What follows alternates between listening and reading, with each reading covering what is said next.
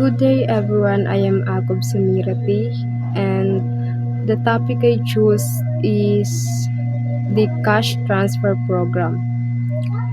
So, ang cash transfer program ay isang program ng government kung saan nagbibigay sila ng pera directly sa may hirap na pamilya para matulungan silang matugunan ang ah, kanilang pang-araw-araw na pangangailangan tulad ng kanilang pangkain, edukasyon at kalusugan.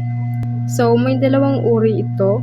So, ang una ay ang conditional cash transfer or CCT. So, ang pangalawa naman ay ang unconditional cash transfer or UCT. So, ano nga ba ang CCT?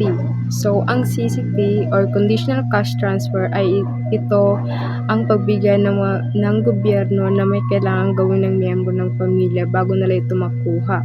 So, for example is 4Ps o Pantawid Pamilyang Pilipino Program. So, dito, kung hindi pumasok ang anak mo sa school or nasa college pataas na sila, is mawawala yung tulong ng gobyerno. So, kapag sinunod mo naman yung mga rules nito, is tuloy ang tulong nila. So, ang purpose nito ay hindi lang tumulong kundi i-improve yung education and health ng bawat pamilya.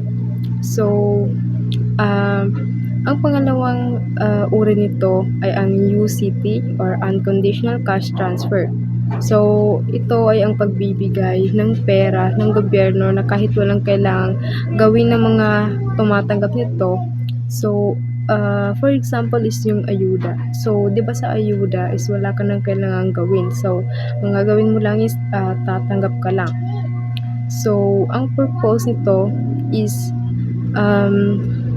para sa agarang tulong ng mga nangangailangan and para sa mga taong hindi na kaya sumunod ng mga conditions or yung rules. So, just like yung mga seniors.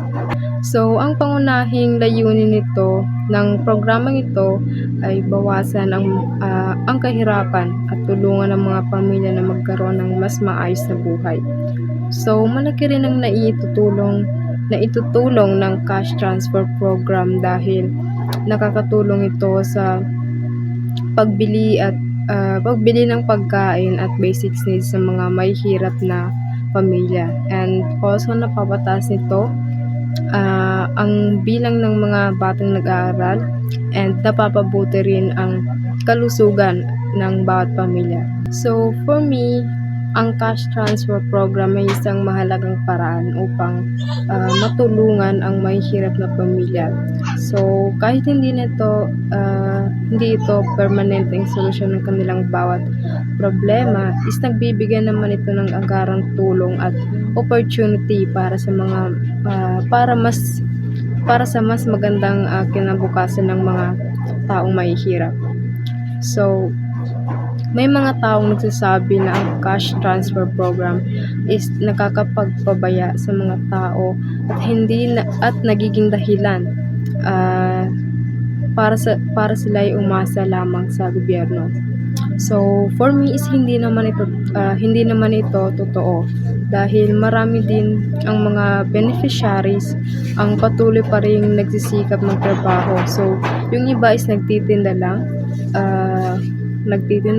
like mga vendor. So, yung iba naman is nagko-construction worker. So,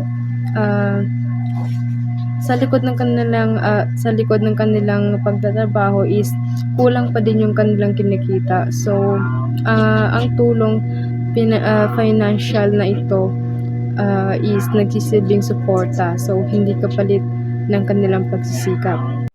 So, mayroon ding nagsasabi na sayang lang ang pondo ng government sa ganitong programa. So, kung titingnan natin ng mabuti, is ito ay isang investment sa mga tao.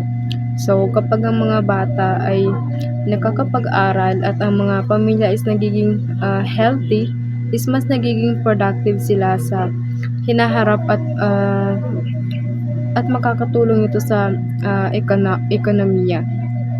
So, kung may problema man sa just like this sa implementation, so tulad ng korupsyon o maling pamamahagi, so ang solusyon doon is ang pagpapabuti ng sistema. So, hindi na kailangan ipatanggal ng hindi na kailangan yung pagtanggal ng programa tulad nito.